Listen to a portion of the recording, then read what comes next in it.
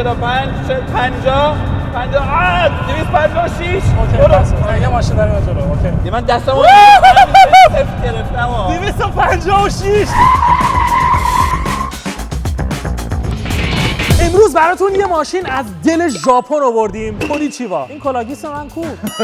گیسای من افتادم. لباس سومو برات دارم. شمشیر سامورایی. نه یه لباس سومو میارم. من سامورایی ام. البته شاید هم بیاد. 550 اسب بخار داره که البته این ماشین موتورش تقویت شده و 650 اسب بخار حتی داره این نیسان جی تی آرمون. و تولید سال 2014 است. نیسان جی تی آر از ژاپن تولید سال 2014. واقعا میشه گفت این ماشین واسه ژاپنیا مثل یه دینه. کنار تویوتا، سوپرا، نیسان جی تی آر مثل خدای ماشیناست واسه ژاپنیا. اگه نیسان جی تی آر یه دین بود تمام ژاپنیا ایمان می‌آوردن.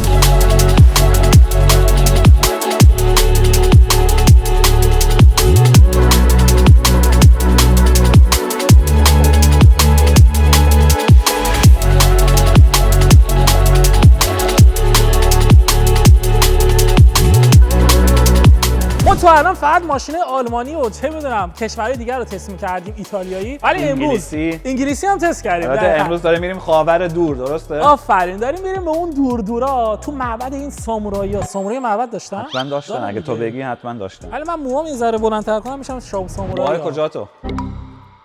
حالا بریم سراغ تاریخ نیسان جی تی آر. بچه‌ها نیسان جی تی آر این بدنه که اینجا دارید می‌بینید R34 از سال 2007 تولید شده و هر چند سال یک بار یه آپدیت بسیار کوچولو میدادن. مثلا چی؟ مثلا امید جان اینو اضافهش کردن. بله، با نسل سومش این چراغا رو آوردن که قبلا نداشتن، یا این ماسک جلوی ماشین رو تغییر دادن یکم. ولی خب بدنه همونه به نظر من. مثلا دقت کرده باشی اینجا نوشته جی تی آر، نه نوشته نیسان. من خیلی خاطره دارم با این ماشین. من این ماشین تو همچنین. تو از کجا؟ من از چاپ بازی. من اینو تو رو پلی استیشن بازی می‌کردم، تو بازی نید فور اسپید اگه یادتون باشه بچه‌ها. منم بازی می‌کردم ولی من اون موقع خب پلی استیشن نداشتیم. بعد چاپ بازی بچه‌ها چاپ بازی می‌کردیم با کارتای ماشینی. بعد نیسان جی تی آر هم جزشون بود. بذار اولین کاری که می‌کنیم اصلا کاپوت ماشین رو بزنیم بالا به نظرم. let's go بریم کاپوت ماشین رو بزنیم بالا. ولی ببین بچه‌ها من تا حالا این پایین رو ندیدم و فقط میدونم که موتور نیسان جی تی آر رنگ موتورش فکر کنم طلاییه، یعنی رنگ اون چیزایی که توش هست طلایی باید باشه. امید ببینید بچه‌ها 30 سال تجربه فروش ماشین داره، نمیدونه چطوری باز میشه. آخه نیسان کم فروختم میدونی، ولی پیداش کردم. ببین یه بار زدی حالا نوبت تو. میدونی چه تو که یه عمر تجربه دارید انگشت تو بکنی تو سوراخ، بعدش کاپوتو نمیتونی بدی بالا. من با انگشت وسط هم میتونم. نگاه کن. خیلی سنگینه. تکل خودش بالا میمونه، درسته؟ نه مثل قدیمه دیگه. اینجا میره دیگه. بیا. امید من فکر کردم موتورشون طلاییه. جوری که ماشین این اون چیزی که تو اینستاگرام دیدی و تیک تاک موتور طلایی. نه اونم وجود داره ولی فکر کنم یه رنگ خیلی خاص باید باشه. چیزی که خیلی جالبه به این موتور این ماشین 3.8 لیتر بی توربو، یعنی دو تا توربو هم داره و 6 سیلندر. 6 سیلندر فقط، ولی اینا مثل AMG آلمان مثل AMG یه چیز دارن، وان من وان انجین. اینجا نوشته هند بیلت بای یاکوتورو اویاما. نه اینجا نوشته سوسای اویاما. پیکاچو داداشش بوده. پیکاچو اویاما. آره پیکاچو اویاما. داداش سوسای اویاما. میدونی سوسای اویاما کیه؟ بنیانگذار کیوکوشین. فکر کردم اوباما میگه. داداشم. اوکی عالی. بذار درست بخونیم. سونمی اویاما. این موتورها خیلی مردم تیکشو دارن که روشون کار میکنن. یه چیز بهت بگم فوشم نمیکنه، هی میبرن بالا اسب بخار ماشینو. فوش نمیده. موتور شبیه بی ام و از یه ذره. ببین خیلی میشه تقویت کردن موتور. آره اینا حتی تا 1000 پی اس هم میبرن این ماشینا رو. دلیل اینکه این ماشینا محبوبه، یعنی دلیل اصلیش فکر کنم واسه همینه. سوپرا هم همینه. سوپرا میتونی ببریش تا بالای 1000 اسب بخار. واسه همینه که خیلی محبوبه این موتورها. ولی میدونید چرا این ماشینا هم حتی انقدر طرفدار دارن؟ چون که این ماشین واقعا مثل پورش 911 یا یه فراری مثلا F8 یا مثلا لامبورگینی هوراکان پرفورمنس داره، ولی قیمت این ماشین خیلی کمتره. مثلا نوع این ماشین تو مایه‌های 130,000 یوروه. درسته. یه لامبورگینی مثلا تو مایه‌های 300,000 یوروه، ولی تو با این ماشین همون پرفورمنسی رو داری که لامبورگینی و فراری و مرسدس هم دارن با ماشیناشون. بعد حتی اگه این ماشین تقویت بکنی اصلا لامبورگینی که هیچی فراموش کن. ببین امید بده من چه ویدیوی زیاد دیدم از اون ویدیوهایی که من میدونم چه ویدیوهای زیاد دیدی رو لازمه بگم. آها اوکی. از اون ویدیوهایی که نیسان جی تی آر مثلا دیدی گاز میره از اگزوز آتیش میاد بیرون. آره اینم میشه. جدی واقعا اینم میشه. بچا اینم تا آخر ویدیو حتما تستش میکنیم. رینگای ماشین چیزن استاندارد نیستن، فابریک نیستن. اصلا ببین مردم عشقشون اینه که اونایی که جی تی آر دارن رو ماشیناشون یه تغییراتی انجام بدن. رینگاشون، اگزوزاشون، حتی مثلا رنگ این ماشین فویل اوریجینال نیست. اصل ماشین مشکیه. حتی شاید اگه درو باز بکنیم اینجا معلوم میشه. می‌بینی اینجا می‌بینی که مشکیه. ولی حتی فویل این ماشین یه چیزی در حدود 8000 یورو خرجش شده. 8000 یورو. آره. بعد ببین یه چیزی که می‌خواستم بهت بگم، مثلا یکی از تغییرات دیگه‌ای که شرکت نیسان اومده رو جی تی رو انجام داده اینه که ترمزا رو کرامیکی کرده. مثلا نسل قدیمیاشون کرامیکی نبوده، ولی در کل قالب ماشین رو نگه داشتن. یعنی شما یه نیسان جی تی آر 2014 با 2000 چه می‌دونم 20 بخرید 6 سال چه می‌دونم 10 سال بعدش بازم تقریبا قالب ماشین یکیه. تغییرات خیلی زیادی نکردن. و به خاطر همین این ماشینا حتی قیمتشون رو خوب نگه می‌دارن. آره. مثلا این ماشین که مثلا الان سال 2014 فروش هم میره. هنوز تو مایه‌ای مثلا 80000 یورو ارزش ماشینه. مهران قراره چی بشه بعداً با این ماشین بریم تو اتوبان؟ فکر می‌کنی قراره چی بشه؟ ببین یه چیز بهت بگم، این ماشین از 2021 به بعد وارد اروپا نشد. دلیلش اینه که گفتن خیلی صداش بلنده و نخواستن. گفتن نمی‌خوایم اروپایی‌ها. نظرت تو فرمش چیه؟ ببین فرمش وای بچه‌ها این پشت رو ببینید چقدر خفنه. عجب باسنی داره این ماشین. دست بزنم واسه. نه دقیقاً شبیه باسنه. ببین فرمش دقیقاً مثلا اون چاپه بود گفتم بازی می‌کردم. عکس از پشتش بود دیگه. منم عکس از دوستش جلو دارم. نبود. منم عقب ماشین رو خیلی دوست دارم. آره. آقا پایینش کاربن دیفیوزر هستش. بعدش اگزوز این ماشین هم استاندارد نیست. به نظر من بمون همینجا که من ماشینو یه استارت بزنم. امید جان بزن استارتو. ماشین سرد. واه. آتیش نمیزنه؟ نه هنوز بعدا میزنه. یکم تا داغش کن. ببین صداش خیلی خاسته. خیلی شبیه سوپرای نسل جدید بود ولی از سوپرای نسل جدید بهتر بود. بو پمپ بنزین میاد. دقیقاً بو بنزین میاد. به نظرم یه نگاه تو صندوقش هم بندازیم. آره بچه‌ها یه نگاه تو صندوقش هم بندازیم. امید یه ثانیه وایسا. من یه نگاه دیگه بکنم. ببین یاد خاطرات بچگی میافتادم. حسود نشی من اون اینطوری چاپه بکنم. اونجا بود با دمپایی میزدم. حسود نشی. با این اصلا صندوقش چه گوده. امید راست میگی. ببین امید ببین صندوقش جالبش به چیه؟ جالبش به اینه که یه دونه ورودی داره اونم رو به بالا. خب نگاه کن اینجا الان 90 درجه رفته به سمت پایین، بعد ورودیت فقط رو به بالاست. کالسکه خریده. یه دسته بزنیم اینجاش میتونیم تو هولش بدیم بریم خرید بکنیم. جا میشم به نظره؟ فکر کنم جا بشیم. نه نمیبندم. قول میدم. قول میدم. آره. کلیدو بده. حالا برو من کلیدو بدم. نه کلیدو بده. نه خب اوکی. کمکت کنم؟ صاحب قبلی نه امید یه چیز یه چیز صاحب قبلیش خیلی میکشیده اینجا رو ببین. آره میبینم. بیا سوراخ شده. میبینی سوراخه؟ تو هر سوراخی که باشه پیداش میکنی. آره بابا من حالا شده سوراخی باشه تو پیداش نکنی؟ نه به جز یه شب تاریک بود. نه آقا واقعا من به زور جا میشم. نه به زور جا شونم جا فکر می‌کردم بیشتر جا داشته باشه. آره نه شونم من چون که 4 شونم میدونی آره کشتیگیر بودی مستر المپیا. اوکی آره 2027 قراره. آره فقط تو جنگل ندزدن دفعه بعد که میری. مستر المپیا که تو جنگل نیست. نه ولی بچه‌ها صندوق عقبش در این حد جا داره. مثلا اگه یه بچه داشته باشید میتونید اون بچه رو با کالسکه بذارید داخل. مهران کی بچه‌شو با کالسکه میذاره داخل یه صندوق عقب ماشین؟ راست میگی. کالسکه رو میتونید راحت بذارید داخل.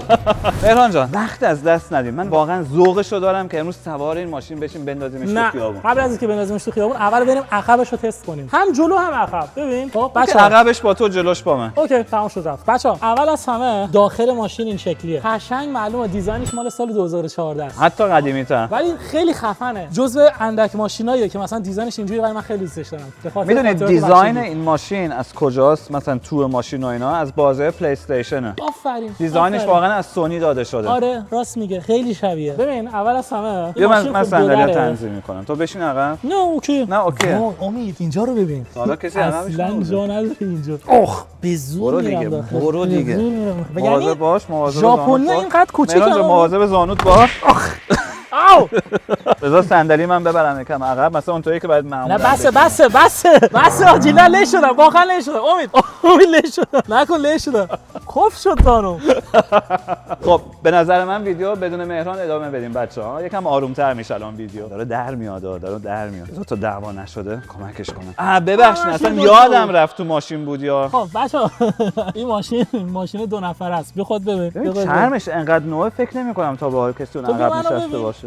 کلت چرا اینطوریه؟ این کلامو می‌بینی؟ جا نمیشم. واقعا جا نمیشم. بچه‌ها اینم از وضعیت منه. اینجا اصلا جا نداره. اصلا انگشت نمی‌بینی. جات شده الان. من با تو ویدیو میگیرم مجبورم جاشو بگیرم یا تو صندوق عقب یا این پشت. حالا بریم جلوی ماشین رو تست کنیم. بریم بچه‌ها. آها با هم بریم. نه دیگه من همینجا میمونم. بچه‌ها بریم داخل ماشین رو تست کنیم. ببین امید، اولین چیزی که میخوام بهت بگم دکمه صندلی بچه‌ها خیلی باحاله. یه چیز گردیه، خب میچرخونی، چون صندلی عقب جلو پایین بالا میشه. خیلی باحاله. گردیه درسته. آره خیلی دوستش دارم. خیلی باحاله. قبول داری؟ قبول دارم، ولی یکم قدیمی میزنه به نظر من. نه به نظرم خفنه. مثلا نگاه کن اینجا شرمه، اینجاش ولی پلاستیکه. آره اینو چرا اینجاش شرم نیست؟ همه جا شرمه. میبینی این شرمه، اینا تا کربن فایبره. اینشو چرا پلاستیکی زدن؟ حالا اینا یه روشن کن به بچه‌ها چیزی بعد نشون. ببین این سوئیچ ماشینه. بچه‌ها این سوئیچ شما باید بگیرید، بذاریدش اینجا و بعدش اینجا یه دونه دکمه استارت دارید که این استارتو که بزنی ماشین روشن میشه. گم زدم. بابا چقدر دیر استارت خورد، باتریش بکنم خالیه. ببین حالا یه چیزی به بچه‌ها نشون بدیم. ما ماشین رو خاموش می‌کنیم دوباره. آره. درتو باز کن. کدوم در؟ همون این در. اوکی. سوئیچو در بیار. خب حالا موتور رو استارت می‌زنیم. حالا نمیشد اینو بعدم بگی الان من زایه شدم تو رو دوربین. خوبه الان غرور منو شکوندی؟ نه ناراحت نه، ببخشید. یعنی تو این سکانس رو کات بزن. اینش خیلی جالبه. آره چون ببین چقدر آپشن بهت داره الان نشون میده. درجه روغن گیربکس، آب ماشین، درجه آب ماشین، فشار رو توربو. آدم گیج میشه. کلی آپشن داری، چند جی داری میری. ولی این همش سبک پلی استیشن ها. خیلی قشنگه. یعنی تو چند تا مودیفیکیشن داری که مثلا هر چقدر دلت بخواد میتونه این ماشین بهت اینفورمیشن بده، اطلاعات بده. بعد ببین این یه ماشین امید که سال 2014 این مدل 2014 تولید شده. بله. شاید آپشن داشته واسه این سال. آره ولی بازم قدیمی میزنه به نظرم. یعنی خیلی دیگه اولد اسکول میزنه، البته باحاله. ولی دنده ها شبیه هیونداست. مثلا دنده ها شبیه بی ام و بنز، شبیه این جور ماشینا نیست. من مثلا فکر کنم تو ایران یه چیز باحاله. تو ایران نیسان پاترول زیاده درسته؟ پاترول زیاده آره. حالا کلید نیسان پاترول هم همین شکلیه. جدی؟ من نمیدونم. من از بچه‌ها دارم میپرسم. بچه‌ها تو کامنت ها بنویسید. یا سردنده ماشین همین شکلیه تو نیسان پاترول. پاترول رو فکر نکنم ولی تو کامنت برامون بنویسید. چه نیسان‌های دیگه هستش تو بازار ایران الان؟ نیسان آبی. نیسان آبی چیه؟ نمی‌شناسه. بچه‌ها امید زیاد توضیح داد. حالا شما این دیدو ببینید چقدر دید خفنیه. نگاه کنید. فرمون ماشین کامل چرم. بعد امید اینجا پر از دکمه است. یعنی تا جایی که تونستن دکمه کاشتن تو این ماشین. قشنگ رو فرمون نوشته جی تی آر و دنده رو اینجا نشون میده. مثلا من الان رو حالت پی ام، پامو میذارم رو ترمز، خب دنده رو اینجا فشار میدم، میام روی حالت مثلا آر یعنی دنده آخر و اینجا بهم نشون میده. حالا میدونید مثلا اینا تو ژاپن بهش میگن JDMC. این JDM یعنی واقعا طرفدارای ماشین‌های ژاپنی ان، مثلا تویوتا سوپرا، نیسان جی تی آر. این ماشینا که واقعا خیلی طرفداره. مثلا تو اون نسل این ماشینا هوندا S2000 هم مثلا بود که مثلا حتی مثلا نور زیر ماشینا میزنن اگه یادت باشه. دقیقاً میزنن زیر ماشین. اینجا بعضی‌ها میزنن ولی اینجا گیر میدن بهشون. آره. بچه‌ها ما الان داخل ماشین نشستیم. الان میخوام یه گاز بدم. بچه‌ها خودتون گوش بدید از داخل ماشین. تا از داخل بهتره تا بیرون وایسی. راست میگی، خیلی صداش بهتره. اما چیزی هم که باحاله اینا همه کار میکنن. همه اینام کار میکنن گاز. الان فشار روغن میره بالا، تو گیر باکس کار میکنه. این توربو هم که کار میکنن الان فشار توربو رو نشون میده. من دوست دارم فایر بزنه. من دوست ندارم چون که بعد این ماشینا از بعدم بفروشن. حالا فایرم امروز نزدیم. خب مهران جان به نظر من وقت از دست ندیم. بیا کمربندمون رو ببندیم و بریم. من همینجوری بدون کمربند میرم. نه با آلمان مهران آلمان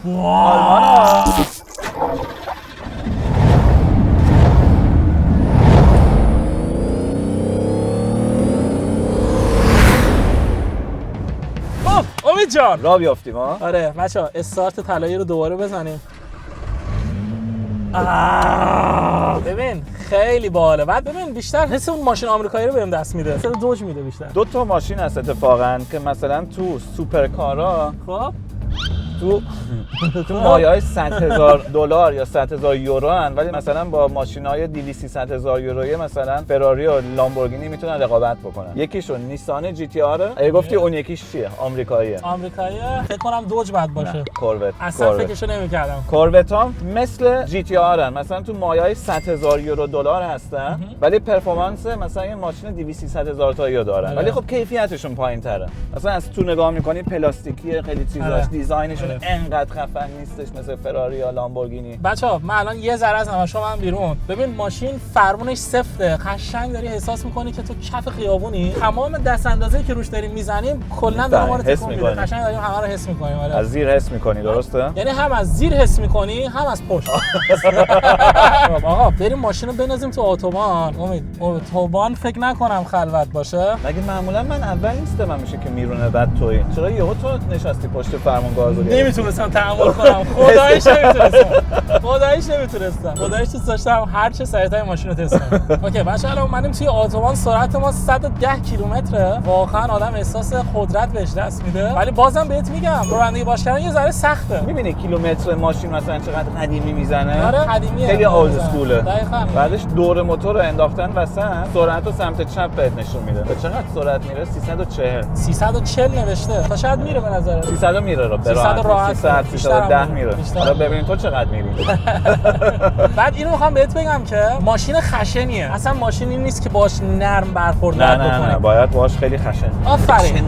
خشنه. چیزی که باید مواظب باشی، ماشین دیفرنسیال عقبا 350 اسب بخار هم داره، یعنی این موتورش خب تقویت شده بیشتر پاور داره. آره یعنی اگه حواست نباشه در میره دیگه. دقیقاً. ببین رانندگی باهاش عالیه. من الان 120 تا دارم میرم ولی صدای تو اتاق ماشین جوری که احساس می‌کنیم 200 تا داریم. تمام دست اندازه آسفالت تا صداش هم داره میاد. تایرها سر و صدا دارن. ولی باحاله. ولی اون صدایی که میخوای موقعی که سوار این ماشین میشی. مایباخ نیستش یا رولز رویس نیستش که بخواد 20 سر و صدا باشه. تو میخوای این سر و صدا بکنه واسه. ولی در کل خیلی ماشین خفنیه. من خیلی دوستش دارم. من چیزی که دوست دارم بدونم اینه خب این ماشین الان فویله. من خب میخوام این ماشین رو بفروشم تو نمایشگاه واسه فروش. فویلش رو بذارم بمونه یا ماشین خب رنگ اصلیش مشکیه یا فویل رو بکنم ماشین رو با رنگ مشکی آگهی بده. نظر بچه‌ها چیه؟ چی بهتره؟ بنفش بمونه با فویل یا اوریجینال باشه مشکی؟ نظر خودم بنفشه ولی بچه‌ها شما نظرتون توی کامنت‌ها بنویسید. منم تا الان گذاشتم بنفش بمونه ولی دو دلم نمیدونم فویل رو بذارم یا بکنم. ولی اون چیز بهت میگم نیسان جی تی آر فکر کنم قرمزش از همه رنگ قشنگه. نارنجی آره اونم از نارنجیش اصلا رنگ خود جی تی آر نارنجیه. میرم به یه شهر امروز میذارم تو فقط پشت فرمون بشین که 300 رو بری. 300 و نه 200 تا نه 300 تا حالا 300 نرفتی. من امروز 300 از تو میخوام. آخه این دیفرانسیل عقبه بعد اتوبان یه ذره شلوغه بعد من الان بار اول دارم تو زندگیم سوار جی تی آر میشم. پس عالیه. پس واقعا کار عاقلانه است که امروز 300 بریم. آقا سعی میکنم ولی 222 هم قبوله. بزنیم 222 بزن خدش. لتس گو 222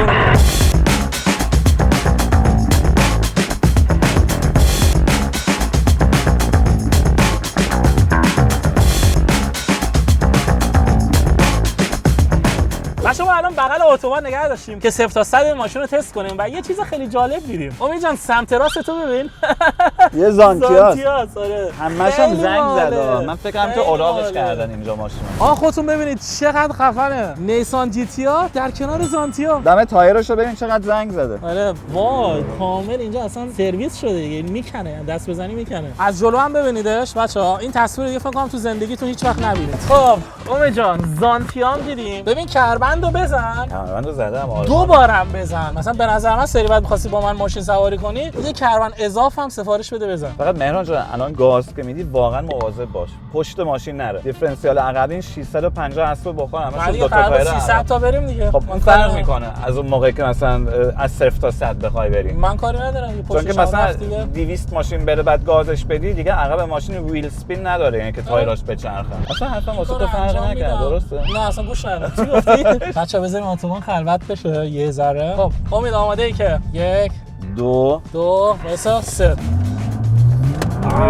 همین پشت ماشین چه که میره آره من کنترل دارم. چقدر خفن بود. ولی درست میفهمیدی چقدر پشت ماشین ناآروم بود. فهمیدی؟ آره فهمیدم ولی یه چیز دیگه حس کردی؟ کنترل خیلی خوبی داشتم بهش. امید جان خداییش حال کردی خوب کنترل کردم. آره واقعا خوب بود. اوکی بود. یکم ترس داشتم ولی اوکی بود. یه چیزم بهت می‌خواستم بگم اینه که امید گاز که میدم خیلی عجیبه. من تا حالا تجربه اینجوری نداشتم ولی انگار صدای مایع میاد تو ماشین. انگار مثلا صدا بنزینه میاد. تا حالا صداشو من بوشو نمیگم اما صداشو دارم بهت میگم. خیلی عجیبه برای من. بعد یه بارم استارت زده بودم نمیدونم یه صدای اومد. فکر کنم یا صدای شیشه پاکونه، صدای مایعای جلوشه که داره میاد تو اتاق یا حالا صدا باکشه که این پشت دقیقاً. تا حالا دقت نکرده بودم. تا هم نشنیده بودم کسی بگه من صدای بنزینو میشنوم تو ماشین. تو خیلی کانکت شدی به ماشین دیگه. یه گاز دیگه 300 برو. و یه عادی سمت چپ ماست. یه دونه چیه این؟ آلمان ها همه دارن همینطوری میرن تو اتوبان. یه دونه اسکوداست. ما چند داریم میریم؟ واه اوه 219. نه اینو از جلوی قبول نیست. 219 رفتیم. آره بچه‌ها اوه من وایسا بالا 200 میرم کنترلش خیلی میفهمی چقدر ناآرومه ماشین. خیلی آره خیلی ناآرومه. به تمرکز 220 رفتی 230 تمام 220 با جی تی آر. هولی شیت چقدر خفنه ماشین. ببین همه جای آسفالت من الان دارم حس میکنم. خیلی باحاله. دارم پایان زندگی ما حس میکنم.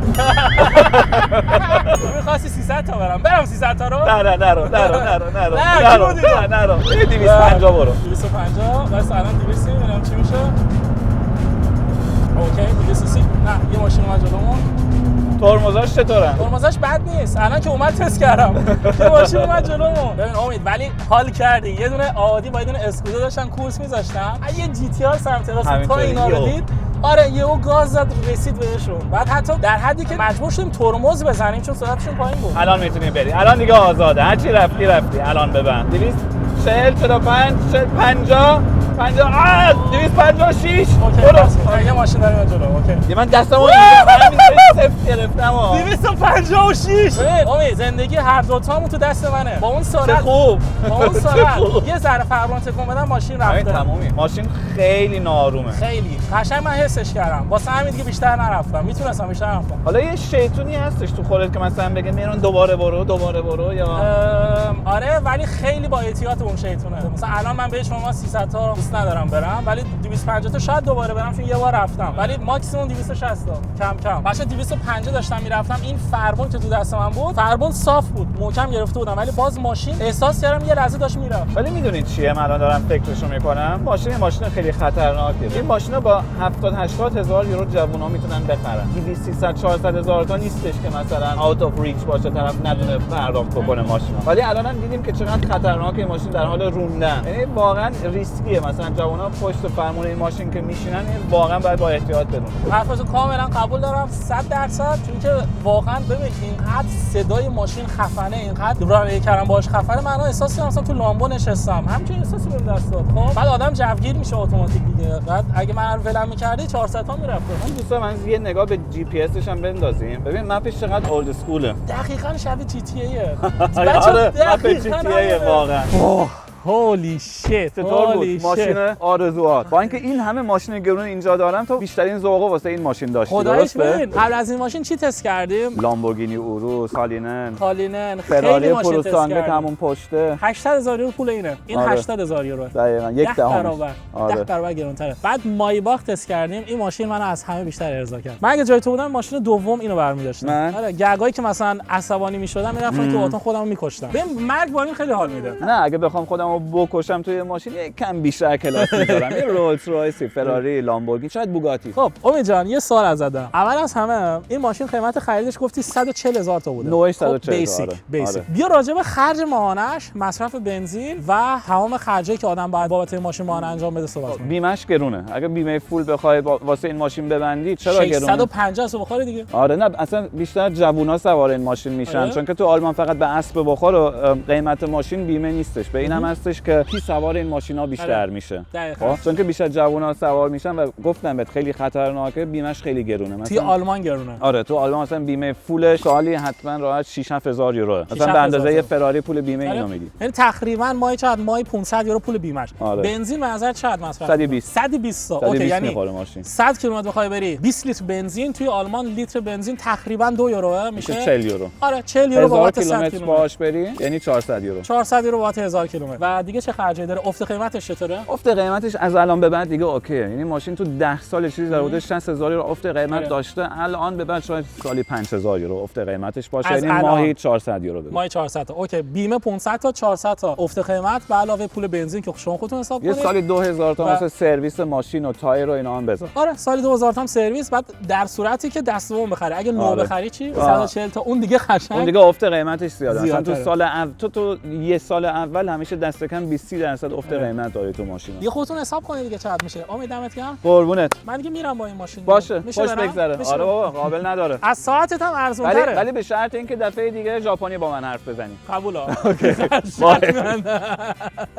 بچه‌ها دوستتون دارم. عشق کردید و تا ویدیو دیگه. بای بای.